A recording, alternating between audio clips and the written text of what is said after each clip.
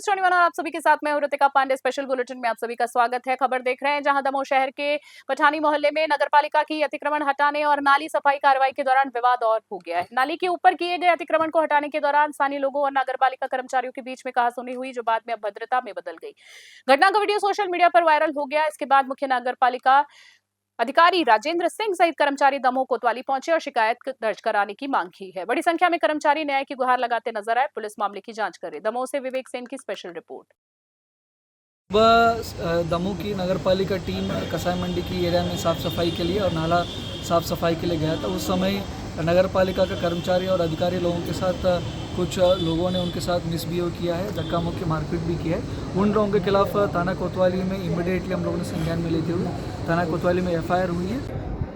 ये नगरपालिका CMO साहब आए हुए हैं। उन्होंने बताया है कि वो अपने अमले के साथ में पठानी मोहल्ला पुटेरा वार्ड में सफाई व्यवस्था में और निरीक्षण में गए हुए थे। वहाँ पर कहीं नाली के ऊपर कुछ अतिक्रमण था और सफाई व्यवस्था में व्यवधान हो रहा था।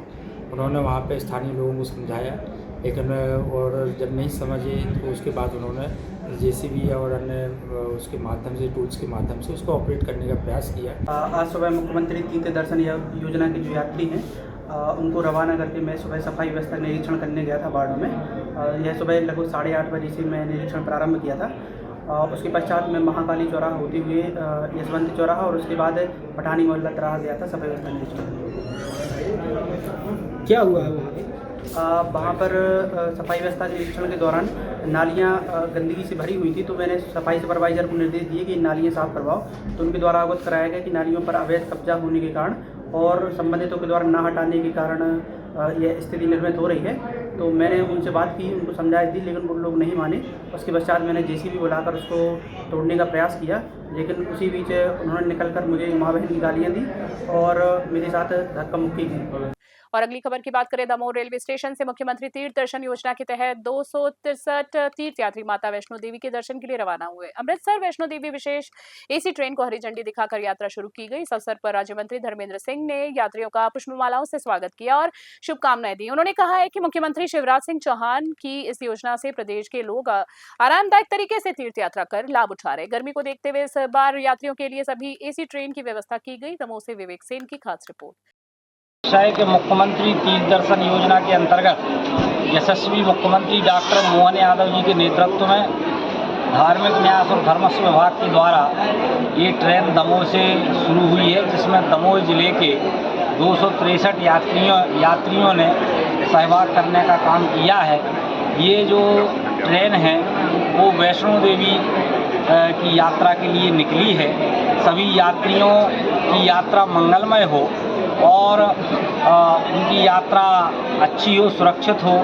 गुना से खबर देख रहे हैं। गुना के प्रताप छात्रावास में चल रहे डिज्नीलैंड मेले में सुरक्षा मानकों की अनदेखी और कलेक्टर ने सख्त रुख अपना लिया है। झूला संचालकों और आयोजकों को कड़ी चेतावनी देते हुए कहा गया है कि लापरवाही बर्दाश्त नहीं की जाएगी और नियमों का उल्लंघन होने पर मेला पूरी तरीके से बंद कर दिया जाएगा। प्रशासन ने मेले के संचालन को लेकर नई गाइडलाइन जारी की है, जिसके तहत मेला केवल शाम 5 बजे से रात 10 बजे तक ही चलेगा। कर्मचारियों को पुलिस वेरिफिकेशन अनिवार्य होगा। इमरजेंसी एग्जिट की व्यवस्था और फूड सैंपल्स की जांच भी की जाएगी। साथ ही हादसे के पीड़ितों को मुआवजा दिलाने की प्रक्रिया सुनिश्चित करने के निर्देश दिए गए। गुना से विनोद सोनी की खास रिपोर्ट।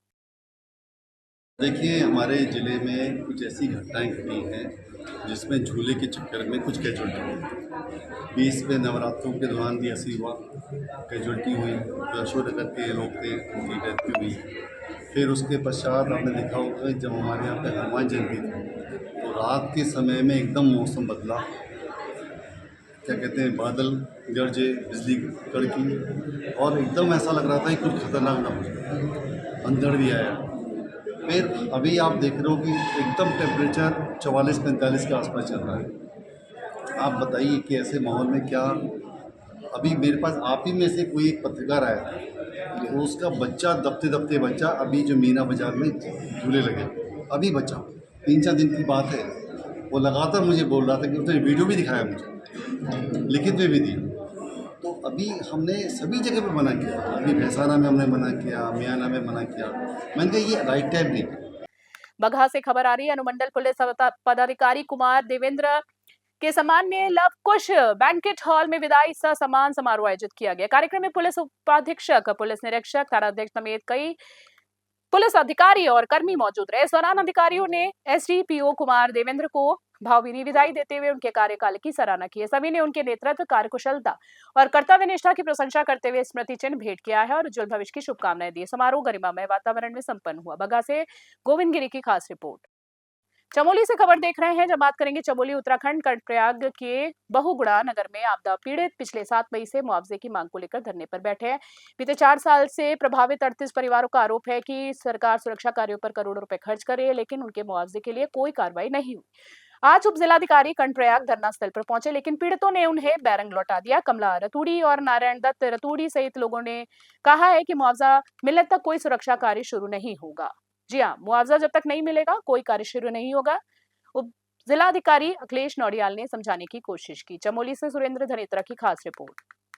जैसा कि मैंने लास्ट मीटिंग में भी बताया था कि ये अभी बातचीत करने में समय लगेगा और इसलिए हमने बातचीत की है। यहाँ पे ट्रीटमेंट वर्क अभी जो सिंचाई विभाग द्वारा किया जाना है यहाँ पर, उसको ये जितने भी यहाँ पे लोग हैं स्थानीय, ये चाहते हैं अभी कि ये ट्रीटमेंट वर्क ना हो तब तक के लिए। ऑल्दो यहाँ मशीनें खड़ी हैं, तो हमने आज इनसे बातचीत की है कि आप अभी थोड़ा, क्योंकि इस चीज़ में समय लगना है, तो तब तक के लिए जो आपकी एक आम सहमति है उसको आप जिलाधिकारी महोदय को मेरे माध्यम से आप प्रेषित करें, उसको हम शासन को प्रेषित करेंगे आगे।